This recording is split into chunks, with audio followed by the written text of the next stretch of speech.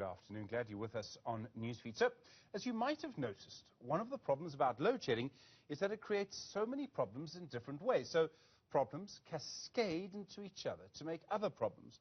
One of those problems is about the money for Eskom itself. So, Eskom owes a huge amount in debt, just under 400 billion rand or so. That means Eskom needs to get as much money in as possible. But at the same time, when there's load shedding, as there is right now, it also means Eskom is not selling as much electricity as it should, which means it's losing revenue. Or in other words, as I understand it, load shedding costs Eskom money when it needs that money desperately. Dr. Ulrich Minaar is a manager at Eskom. He's the person in charge of understanding all of this.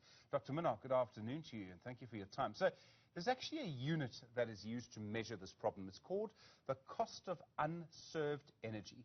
What is that? Hi, Stephen. Good afternoon to yourself and your viewers. We actually differentiate on when we talk about interruptions on the grid that happen on a daily basis, sort of when there's a fault on a network or you need maintenance. Cost of unserved energy addresses that scenario. We also have another number, the cost of load shedding, which specifically looks at load shedding when the schedules are on there and it's notified. So we deal with two different numbers and the values differ a fair bit. When you get high stages of load shedding or even things like cable theft, it gets a bit mixed up. But for the case of load shedding, we talk about a cost of load shedding, and we had Nova Economics Commission to do an independent study, and that number came in at around 10 rand per kilowatt hour to the economy for load shedding per se. And that is to the broader economy. So looking at that, you're then dealing with sort of a number in the region of 240 million rand per day to the broader economy of South Africa per stage of load shedding. So if we have stage 4 now, you put that figure, 200 and what was it, million rand? And you put it... About 240, so we close on R1 billion a day. So close on R1 billion a day to the economy. And then this must also cost Eskom a huge amount of money, though, because it can't sell electricity, so it's not getting revenue in. Yes, yes. So the last couple of years, we've seen some fairly consistent on and off basis load shedding. And the amount of load shedding that you actually see on a yearly basis, with last year having been the highest, it works out to about 0.8% of the energy that's demanded over the course of the year. This year is pushing a bit higher.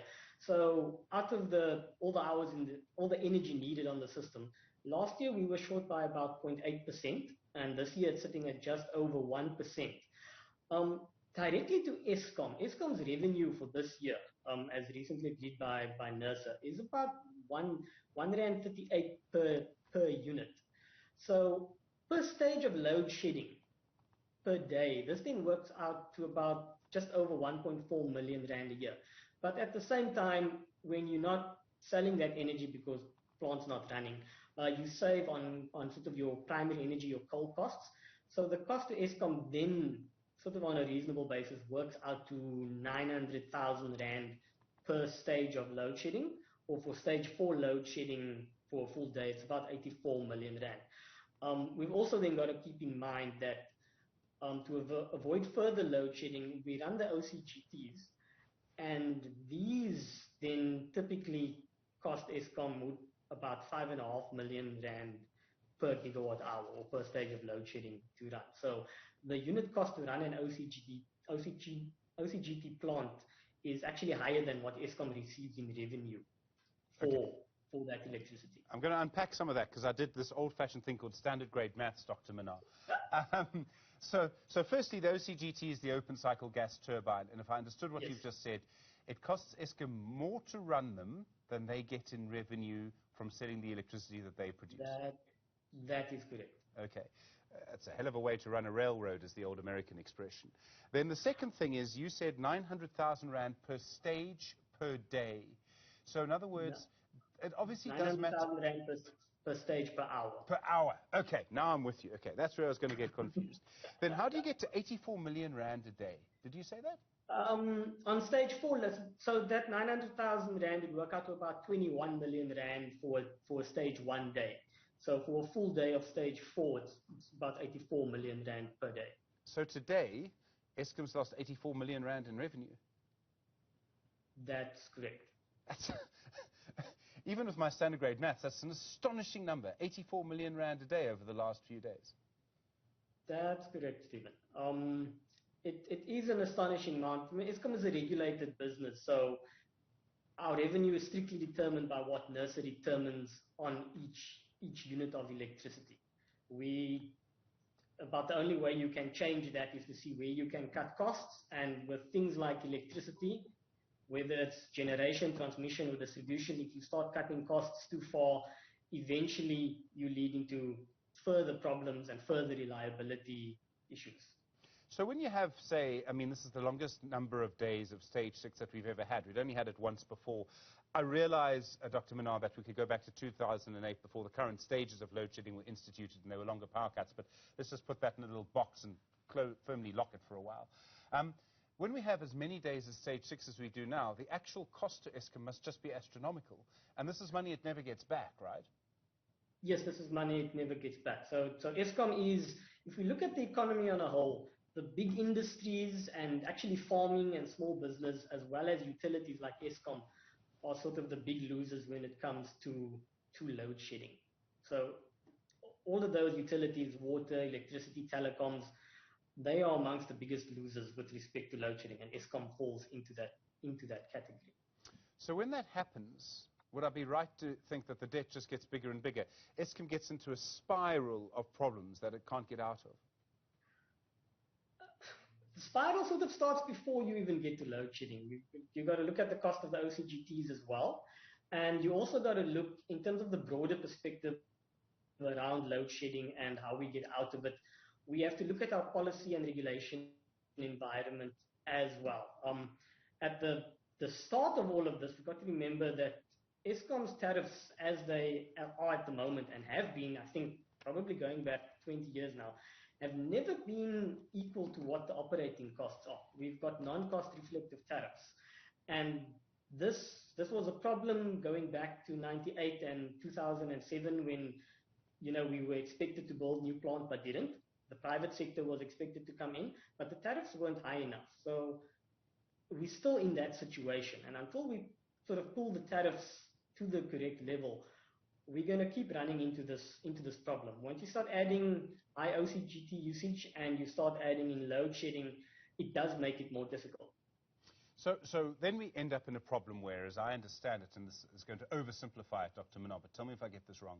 There are really only two ways to solve this problem. The one is to just increase Eskom's costs, but dramatically, and to make sure you get all the money back from councils, from people with illegal connections. You need to get all that money back. And the second is to get taxpayers basically to pay back the debt, which taxpayers can't do at the moment. Essentially, Stephen, that sort of is the bottom line, that you've got to get the revenue in at the appropriate amount, but then you've also got to add in, once you've got that revenue, you've also got to create space on the grid to do the maintenance work needed. The two go hand in hand. It's sort of not going to help if we collect all the revenue, push the tariffs up, but we don't have extra capacity on the grid to take the plant out and fix the plant so that we can then have higher reliability. And so there's a couple of things here that interconnect, but you've sort of hit the right area. So then of course, every time you have load shedding, especially as intense as it is now, people who are rich, so individual households or companies that will try and buy their way out of the grid. They'll get a solar panel, they'll do something which means that you can't then put their prices up because they don't pay money to Eskom anymore. Yes and no, Stephen. Again, it comes back to how our prices are set. Not how much, but how our prices are set. At the moment, we're not separating out your fixed costs from the energy that you buy. And even if you have a solar panel on your roof, you're still connected to the grid, so you actually still need to cover for the fixed costs of running the network. But we're not pricing for that at the moment. So by not pricing for that, and we're only saying, so the less units you use, the less you pay, we're allowing that to happen. If we operated our pricing system sort of like your fiber network, where with your fiber prices, you pay for your line, depending upon your speed, and then your usage only has a small impact on that. a connection to your house for electricity is actually very similar. A large part of the cost is fixed. Whether you use a little or a lot, that cost is fixed. And if you have the connection, you should be paying for it. But our regulatory structure and our tariff structures for Eskom and for the municipalities are not aligned with that, especially for households. For your big industry, they pay fixed charges alongside the energy charges, but not for households. There's so much going on in our electricity sector at the moment, and if I've understood it correctly, you've actually written that we've never seen this before, not for a very long time, where we've seen so much movement. On one level, it's quite exciting. I think on another level, it must be quite scary for the people who actually have to make the decisions. Yes, I think there's a lot going on. So people coming into the sector, and I think young people and researchers, there's a lot of stuff to touch on and a lot of interesting stuff. But I think for a lot of the senior decision makers and stakeholders, there's a lot to get on board. And even if you've got a lot of experience in electricity, unless it's covered sectors across the world and sort of different countries that have gone through this kind of change, it's not something you've seen locally. And so I think there's a lot of responsibility and a lot at stake for the senior decision makers at, municipalities, Eskom, as well as sort of government and business stakeholders. Dr. Minaar, are you optimistic we're going to get it all sorted out at some point? I do believe we will get it all sorted out at some point, Stephen. The question is what decisions we take at which point.